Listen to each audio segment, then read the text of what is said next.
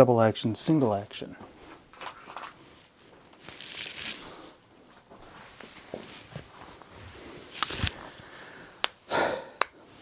Hello everybody, and thank you for clicking on the video. I'm going to talk now about double action, single action handguns for defense or anything like that. Now there are a number of different types of decocker slash decocker safeties, and I kind of want to just talk a little bit about each of them and then when and where I employ them.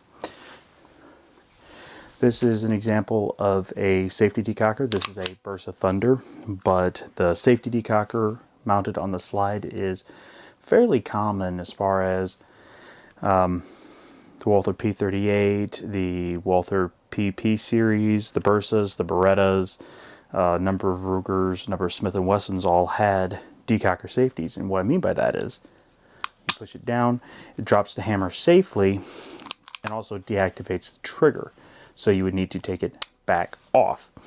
My recommendation with one of these is just run it as a decocker. So what I would do is I would push it down and then immediately back up and holster, relying on the long double action trigger pull.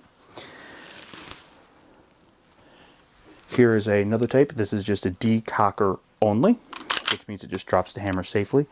This is the H&K P30, and the decocker on this one is on the back of the slide. Take it for what it is. That's where it is, and again, I would trust that and then holster. Another one of those, this is the 226, but the 228, 229, 226 all have decockers on the frame, and they are decockers only. Now, for defensive purposes, I would run one of those guns double action, so all I have to do is pull my gun, come out, and shoot. That's all I have to do. But the slide will move and leave the hammer in a cocked position. On my way back in, I would take my finger off the trigger and decock. That way I'm back in a retention position with a decocked gun, so I have that long double action trigger pull on that first shot. Now, this is the XDE, and it has a safety decocker as well. A number of different models have this type of safety decocker. I am capable of carrying this gun cocked and locked, decocked and in a holster, or with the hammer safely down and the safety on. Now, I recommend that if you're carrying a gun like this, and some of the H&Ks are like this, and of course the XD, is that you practice and carry with the safety on and the hammer down. And I'll make a point for that.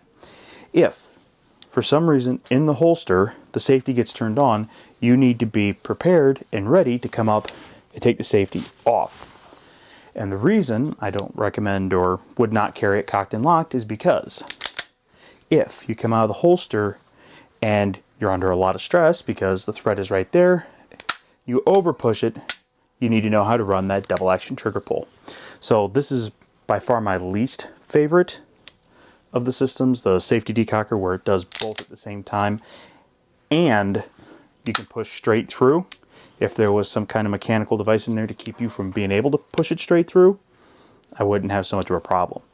But anyway, that's what I would do. And again, if I shot somebody and he's down or they have retreated or something like that, once I know that I don't need to actively shoot, I'm going to decock it. That's my opinion. If you have any questions, please feel free to ask.